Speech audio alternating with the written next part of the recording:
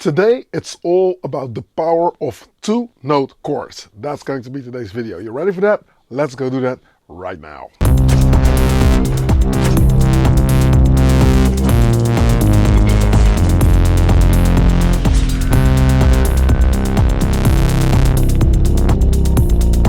Hey, what's up? I'm in the kitchen and thank you for checking out yet another video. If this is your first time here, do not hesitate to click subscribe and hit that notification bell.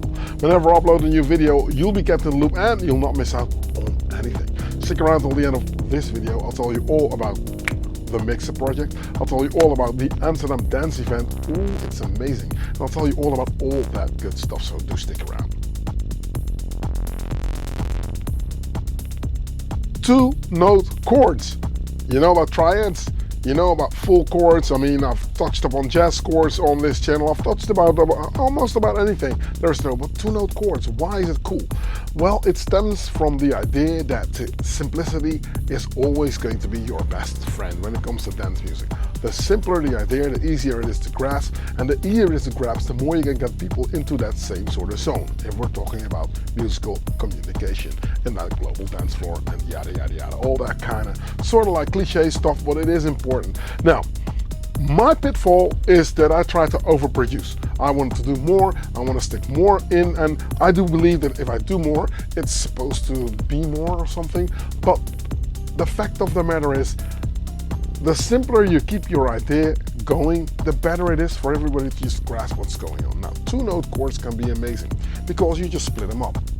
Say the lower note of the chord, direct that to the bass line, and the higher note of the chord, you can direct that to the lead. It gets even better when you look at the subsequent 37 because that machine has got two-note paraphonic abilities, which means you can play the oscillators, the two oscillators, separate from each other. Now that's a very interesting sort of thing. Let's get into that and let's quickly go over how we can get two-note chords to work. You ready?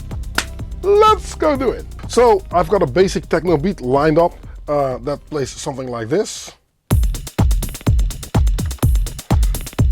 Got my kick separately. You can hear that there's a pitch down loop that's going to play from somewhere else. I've got my octatrack set up for all the drums here. There's some effect delay DD500, which is sitting right here. So yeah, there's a lot that's happening. There's a Uno Cent Pro X, and then there's a Milog XD over on that side for the polyphonic stuff. This is also a paraphonic synthesizer, by the way. Octatrack Mark II, as I said, MPC Live, Acid Box 3 in the mix, Minitar in the mix, the MIDI Fighter 1010 Music Black Box right here, a Dave Smith Tetra right here, and yeah, then there's on the far side a Novation Launch Control XL, and then the subsequent 37. Now, in short, paraphonic mode means that if I trigger two notes simultaneously in duo mode, it means that the two oscillators will get addressed separately, which means if I'm playing a note now,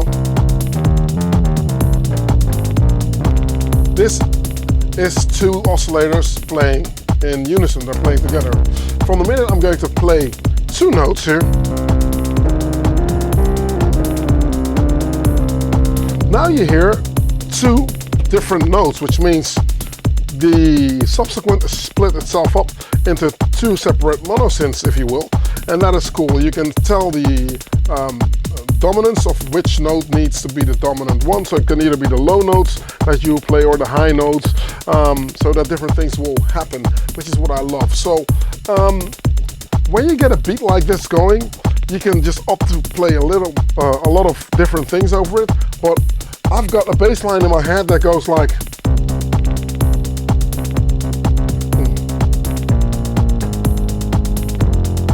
I go back like 1, 2, 3, 4, 5, 6, 7, plays. Something like this, right?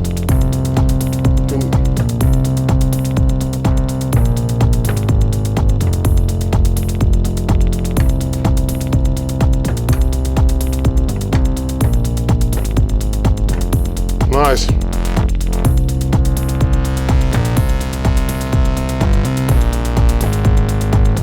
And then I'm thinking we'll either play something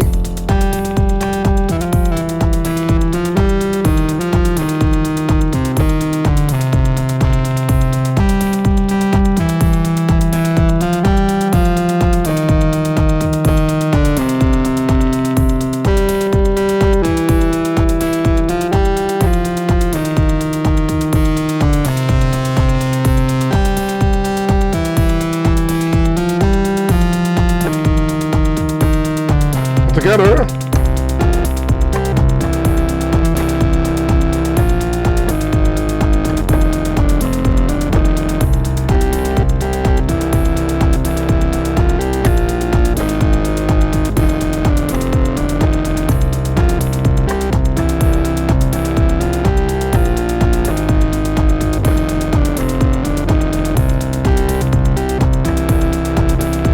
Let's see if we can record this. 1, 2, 3, and.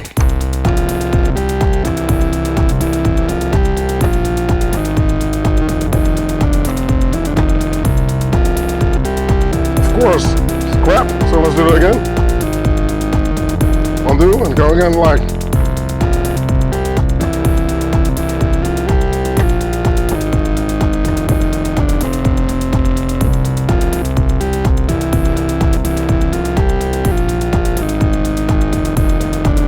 Filter.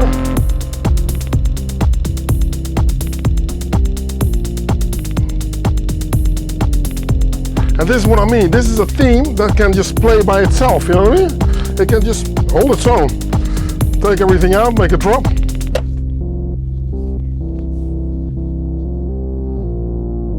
We'll go in because obviously I've hit a few notes that we're not supposed to play.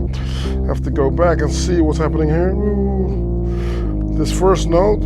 Let's transpose it up. Boom. Undo.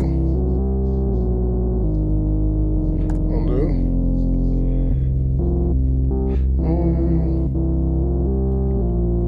Go in. Select this and just place it on the same note here. Ba ba da instead of ba da da. Cool, I see a few notes here that I want to take out. Shift, cut, this one as well. Now, what I love about the subsequent 37 is that it does something with the frequencies also. The richness of the oscillators is going to start doing something really, well, weird, I would say.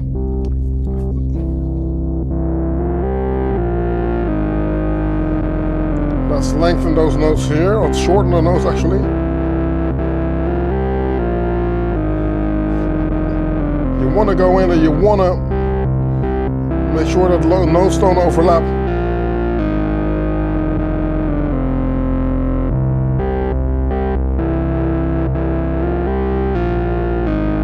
Well, maybe a little bit.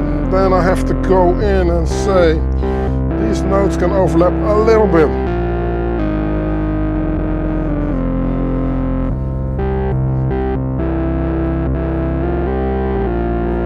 A little bit too long, so what I will do is I'll go in here, place this on 164, go back in,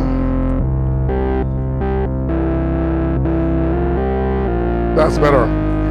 You have to place the octatrack in a different beat measure in order to shorten notes a little bit shorter, so I'll go back to 16, get out of there, right. Let's play this with a kick and see what it sounds like.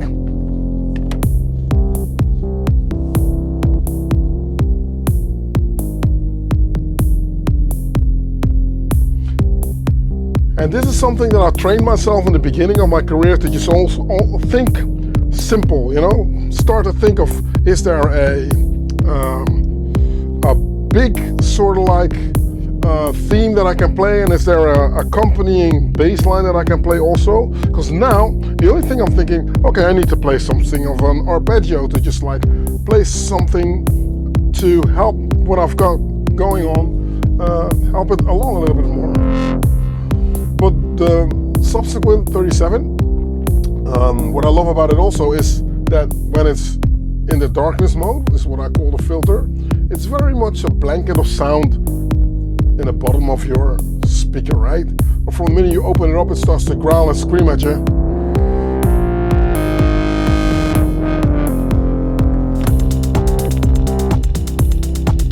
Yeah, we're liking that. And then you can emphasize the melody and you can emphasize the bass line. So I could ideally go in and say, you know, let's go to a different track. And let's find my minitar. If I can find my minitar here.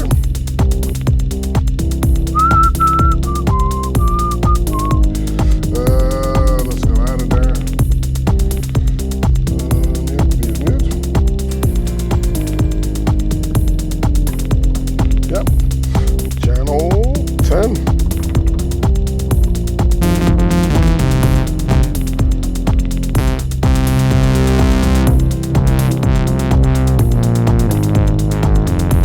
You play that bass line also.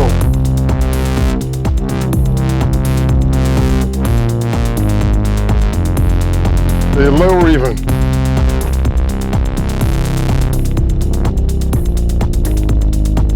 Oh, I'm going to record this in.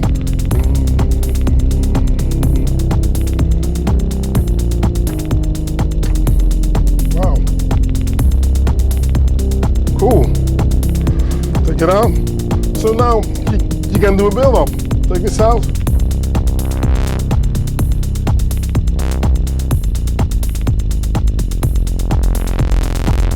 So now I've got a great idea for my bass line going already. Let's clean something up. Say, this is the minitar, cool. And then see if we can get another track and play that top line with something.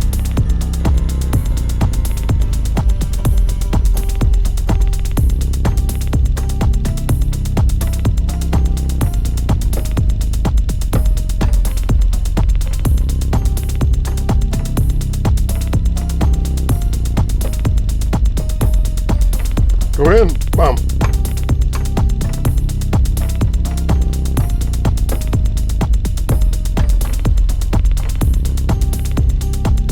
Nice, I'm liking that. What I'm going to do with this, I'm going to stick this out of a different output so that I can address it with the filter here. So I'll go in here. Is it already? I was thinking ahead here.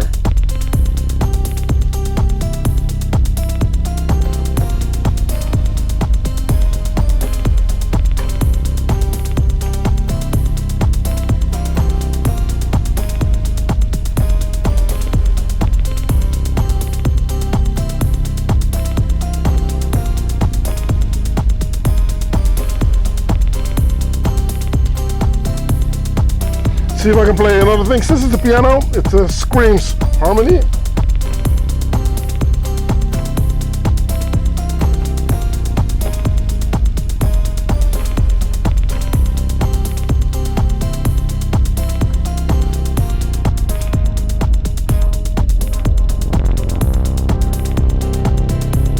Nice. Cool. Get our beast to play something as well.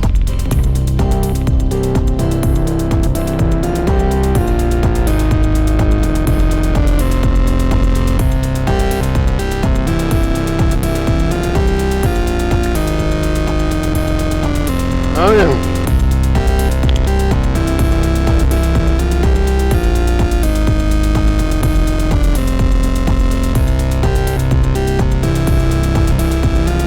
But that's pretty much the way to look at it. Check it out.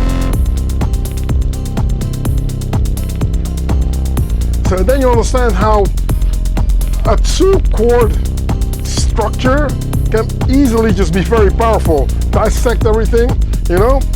Of course, make sure that your band members that they're up to the task, because the minitar bass obviously is going to take that bass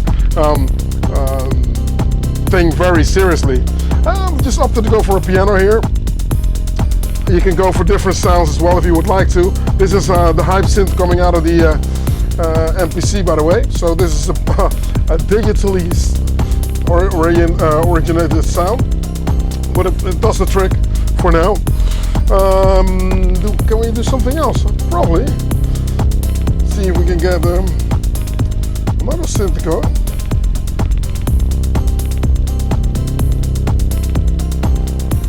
Yeah, let's see what this is.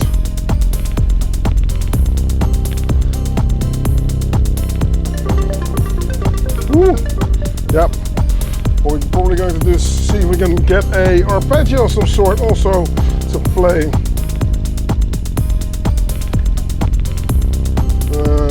Yes, we'll go for tempo, set it to 125, play this.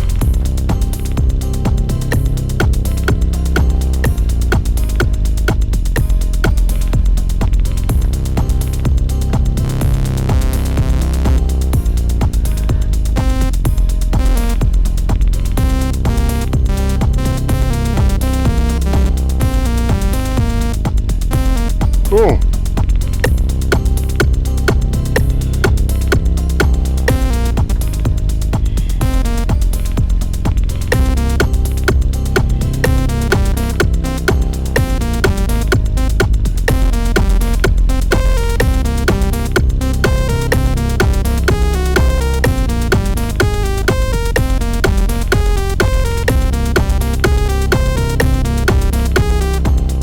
Cool.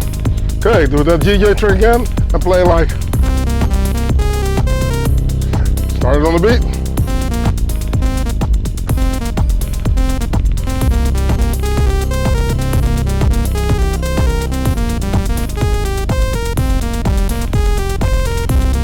There you go.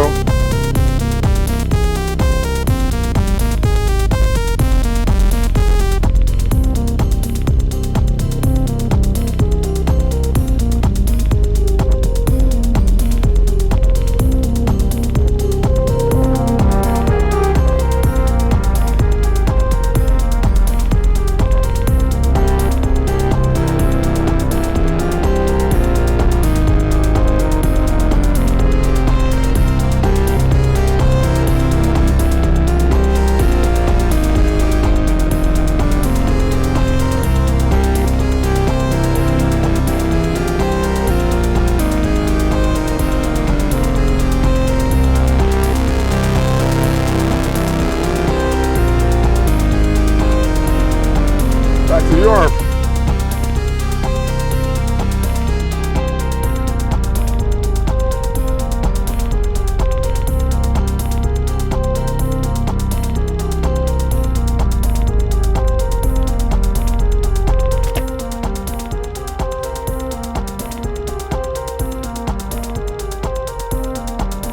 This is what I like. So I keep my arp pretty much on the same key. Take everything out and go in for the drums.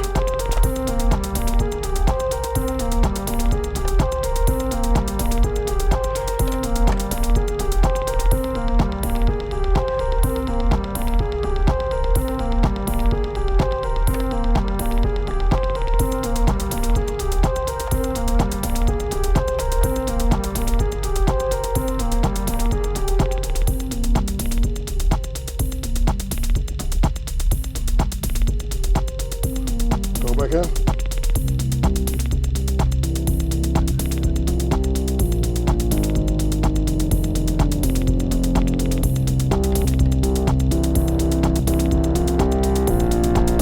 Liking this. Feel the tension.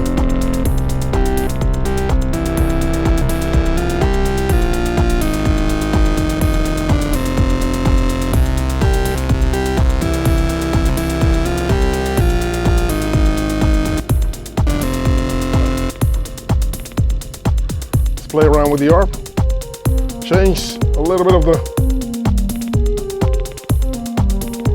change the wave a little bit.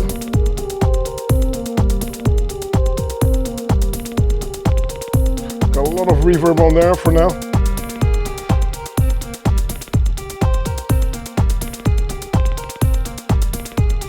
Some delay on there as well too.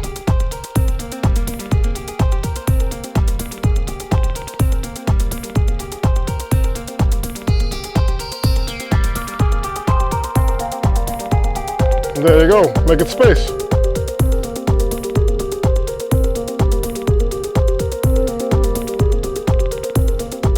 Cool. Bass line, minitar.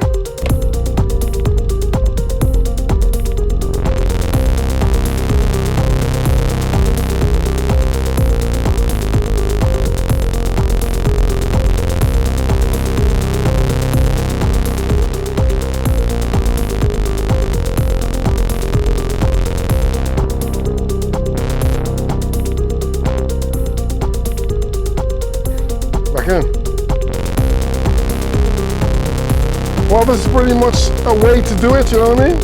So this is how I build up my track. So sometimes if I don't even have any inspiration, I just think of, okay, maybe 2 chords. I need something that can play bass, I need something that can play a lead, and I'm not even gonna think anywhere else. So that's my train of thought. So that's the first thing I'm thinking of.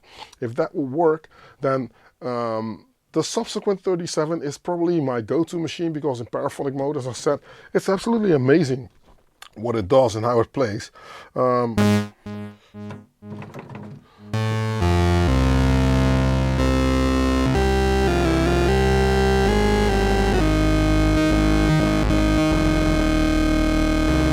listen to what the frequencies do when you just play them together.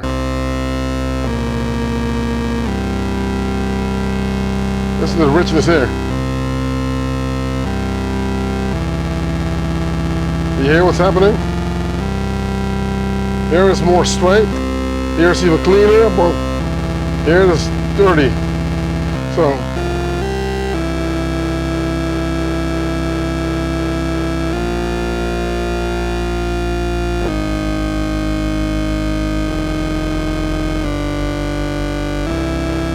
come on, you gotta love it. So it instantly makes a simple concept in note-wise, it makes it sound very sophisticated, and that's exactly what you would want on something like this. Now, nothing too extensive, just a way to show you how that works. This is paraphonic mode, by the way, so you can also do it like what I did here, you know.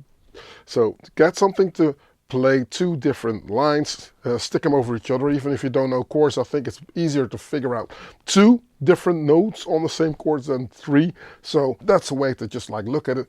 And leave a comment in the section below and let me know on how you go. It is an amazing time. It is an amazing time. The mixer section on the mixer is pretty much done. We found our dual concentrics. Oh, I'm so happy.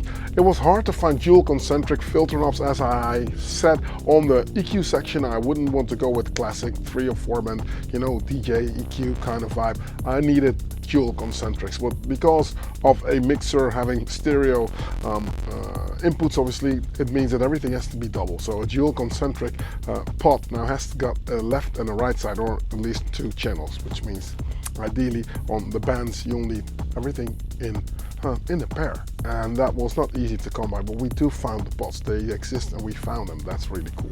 Now that means that we can get our regular EQ section going. There's on my Discord and on my Patreon page, there are some samples of how it sounds already, and I'm very stoked and happy. As this mixer is starting to become something that, yeah, it even becomes better than I thought. And those transformers that I used, yeah, my philosophy on them works. It sounds absolutely amazing. It's going to pack a lot of punch. And you DAWless performers out there, or in general, you performers are going to be happy once it's finished. There's phono capabilities also if you want to use it to play vinyl, because I thought, you know, it's also going to just appeal to the vinyl market, a mixer like this, you know. And I'm thinking, if you have like an extensive EQ on your mixer, if you have to EQ extensively, probably you should look at your arrangement and the sound selection in the first place. So all I do think you need is a little bit of spice here and there. So it's going to be dual concentric, as I said, so 1 being the frequency and 1 being the gain, so you can just like yeah, get a little bit of flavor going on the boxes that you would like to emphasize. So if your octave track's a little bit on the muffled side, you can just add a little bit of highs, or vice versa. If it's too sharp, you know, just tone it down a little bit, and hence you can then blend the different boxes together, and that's what it's for. So it's more of a summing kind of vibe than it is more of a mixing kind of vibe. So that's that. The VU meters are working, so we've already tested that as well. So it starts to become something. I'm very happy, as this project has been in the works for such a long time. So that is a cool thing. Now, ADE, 2 events we've got going on. We've got our kitchen club on a Sunday, which means that's the whole sort of like get the community together. So with Trovarsi and Alex, they're playing together. I've got Master D playing, he's also coming. Yellow Blind is playing. I've got Camille Tamen playing. I've got Fast Grandiose who's going to play. Yeah, Enrico for IK Multimedia, he's going to show up and play. I've got some people coming out of Berlin. It's going to be an amazing thing of a lot of people out of this community that I'm going to bring together on this venue that's absolutely amazing. It's out of the center. It's that place, you know how you're that 16-year-old kid that doesn't want to clean up the room and everybody just needs to stay away? It's that kind of venue. So only for the clued on people that know the blissed out crowd, they'll be there on a Sunday, mind you. So we're going to call it the Kitchen Club ADE closer. It means we're going to close off the ADE that Sunday daytime between 2 and 11. So if you still got some stamina, that's your place to go. Sickness. I'm coming down with something, but and then on the Friday there is this panel that I'm hosting on Dollars Music Live, and there we've got the Klangphonics playing, and a guy called Gerald and myself are playing. It's only going to be 3 hours, so between 6 and 9, and then there's panels beforehand talking about this whole analog performance kind of business. So that is cool. Did I say that it was cool? Yeah, cool. I think it's cool. So I'm looking forward for that. So that's my ADE as it looks like now. So stay in tune. Join up at Patreon because you'll be kept in the loop on what's happening. And obviously, if you're a patron, you do not pay admission to any of my events. As today is the day that my first release on the label is also coming out, so do check it out. I'll leave a link in the description. Go and grab that record. You know, I mean, I don't want to be #1 in 12 countries, but I do want this record to really, like, you know, turn people's heads. Yeah, Fear of Darkness is what it's called. You can find it on Beatport. I'll leave a link down below. It's going to be coming out, and today's the release, so I'm happy for that. Next one is going to be Master D's one. We're going to work on that, so that will be coming out in a month, maybe 6 weeks. So keep your eye on this space. Thank you for watching. If you made it this far into the video, you, sir or ma'am, are an absolute superstar. Thank you for being here. Thank you for watching. Thank you for supporting. Next week, there's going to be another video. I'm in the kitchen, and I'm out. Peace.